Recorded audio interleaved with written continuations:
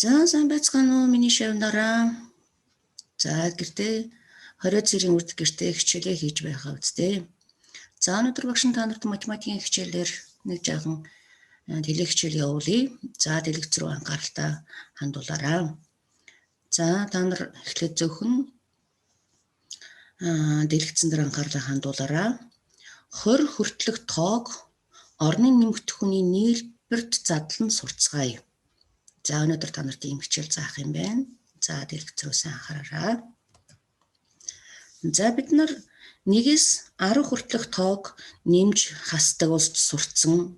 За тэрийг янз янзын бодлогонд хэрэглэж бид нар сурч байгаа. За одоо багш нэг тоо гаргая, та нар бүгдээ намайг дагаж уншаарай.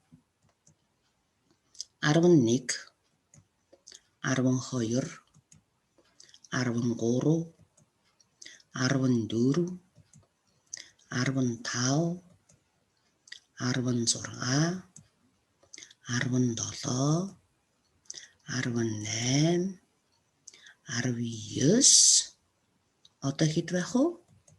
20. Оо сайн байна, мундаг байна. Маш сайн уншиж байна. За одоо бид нар эдгээр тоонуудыг одоо орны нэмэгдэхүүнээр буюу оронгоор нь яаж унших вэ гэдгийг зааж өгье. За дэлгэц рүү анхаарлаа хандуулаарай. За нэг хүснэгт харагдаж байна уу та нарт? Өө сайн байна. За одоо хүснэгтэн дээр анхаарлаа хандуулаарай. За багш нь эхнийхээ хүснэгтэнд нэгтэн дөрвөлжин гаргасан. Тоолороо.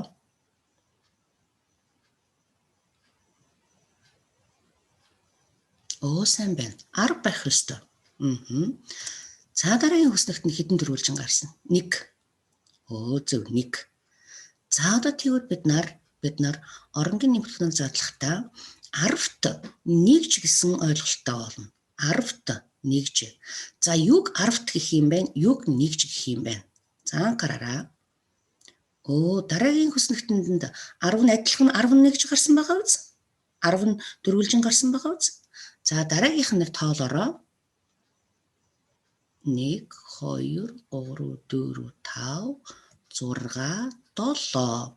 Оо тэгвэл шар дөрвөлжин дотор 10 дөрвөлжин байна. Шар хүснэгтэн дотор.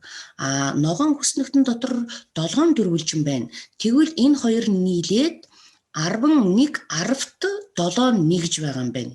Тэгвэл энэ хоёр нийлээд 17 гэсэн тоо бүтээж байна. 17. За одоо дараагийн хоёр дахь хүснэгтэн рүү ажиглаад та нар хэдэн дөрвөлжин байгаа вэ? 10. Оо тэгвэл эн чинь 10-т. Дараагийнхан дээр нь 1 дөрвөлжин байгаа үз? Тэгвэл эн чинь 1 нэгж. За тэгвэл дахиад 10 дөрвөлжин чинь 1 10-т. Тоолороо хэдэн дөрвөлжин байна? 9 дөрвөлжин байна. Тэгвэл 9 чинь нэгж. Энэ хоёр чинь нийлээд 19. За тэгвэл одоо нэрээр нь бичиж үзье. За хэдэн дөрвөлжин болсон та нар хараарай. 10 дөрвөлжин болсон. За хэдэн дөрвөлжин гарсан? 3 дөрвөлжин гарсан. Тэгвэл шар дотор байгаа 10 дөрвөлжин чинь юу вэ? 10-т. Ногоон дотор дөрвөлжин чинь нэгж. За одоо 3 дөрөв дэх хүснэгтийг хараарай. Хэдэн дөрвөлжин байна? 10 дөрвөлжин байна. Тэгвэл эн чинь 1 10-т. Оо дараагийн дөрвөлжинд хэдэн дөрвөлжин байна? 6 дөрвөлжин байна. Тэгвэл эн чинь нэгж.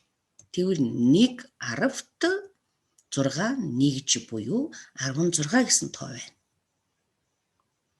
Оо тэгвэл та нар ерөөсөө 10-т нэгж гэсэн тоо нэр томьёог чийжлээрэй. 10-т нэгж. За 2 оронтой тоо чинь бүгд 10-т болно. Одоо үүнээс цаашаа бид нар математикийн хичээл дээр өргөлжлүүлэн 20, 30, 40, 50, 60, 70, 80, 90 гэсэн тоонуудын 10-т нь хэдүү, нэгж нь хэдүү гэсэн дасгал даалгаврыг үзэх болно. Тэгвэл та нар 10-т нэгж гэсэн нэр томьёогоо сайн чийжлээрэй. Хэдэн 10-т байна? Хэдэн нэгж байна?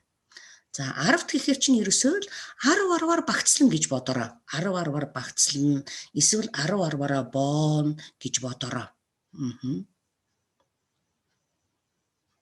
За сайн байна. За тэгвэл одоо энэ тоогоо өргөжлөөд бид нар уншия. За энд 2-1 юуны хорхооны юу байна, зураг байна. За тэгвэл энэ дээр хэд гэсэн тоонуудыг зөөсөн байна. Нөгөө та 2 дахь нь хараарай. 11, 12, 13, 14, 15, 16, 17, 18, 19, 20 гэж байгаа үз. За тэгвэл би 1 гэсэн тоонуудыг ямар өнгөөр тэмдэглэсэн байна? Хар өнгөөр тэмдэглэсэн байгаас өтгөөд эн чинь дандаа 10-т. Арын тоонууд чинь нэгж. Улаан өнгөөр тэмдэглэсэн байгаа үз. Эднэр чинь нэгж болно. За тэгвэл орны нэмэгдэхүүнээр яаж задлахыг харъя. Мундаг байна. Миний хөвдөд маш сайн байна. За дэлгэц рүү хараарай. Энэ байна. 16 гэсэн тоог би 10-т нэгжээр нь задлсан байна. Тэгвэл 10 дээр хэдийг нэмбэл 16 болох уу? 6-г нэмбэл 16 болно. Тэгвэл 10 чинь 10 юм байна, 6 чинь нэгж юм байна. Дахиад нэг жишээ үзье. 15 гэсэн тоо байна. Хэд гэсэн тооны нийлбэр юм байна? 15 гэсэн тооны нийлбэр юм байна шүү дээ. 15 гэсэн тооны 10 дээр 5-ыг нэмбэл 15 гарах юм гэсэн үг. За дахиад хар. 12 гэдэг тоо чинь 12 гэдэг тооны нийлбэр юм байна. Энэ хоёр тоогийг нэмэхэд ийм тоо гарах гэсэн. Тэгвэл 10 чинь 10-т 2 чинь нэгж. За 10-т нэгж гэсэн нэр томьёо сайн чийжлэрээ хөгтвүтэй. За одоо үргэлжлүүлээд та нар юуг нь олох юм шиг байна хараарай.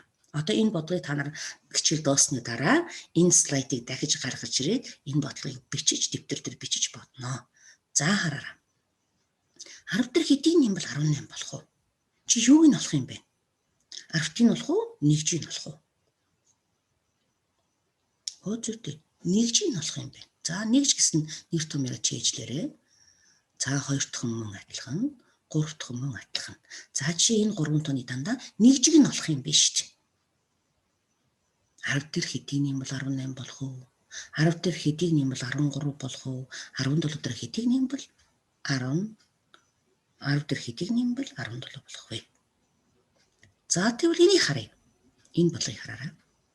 Энэ бодлого 10-ыг нь олох юм байна уу? Нэгжийг нь олох юм байна уу? Зүйтэй. 10-ыг нь олох юм байна шүү дээ. Нэгж нь байна. Хэд дээр 1-ийг нэмбэл 11 болох вэ? Хэд дээр 9-ийг нэмбэл 19 болох вэ? Хэд дээр 4-ийг нэмбэл 14 болох вэ? 10-ыг нь олох юм байна шүү дээ. Сайн байна.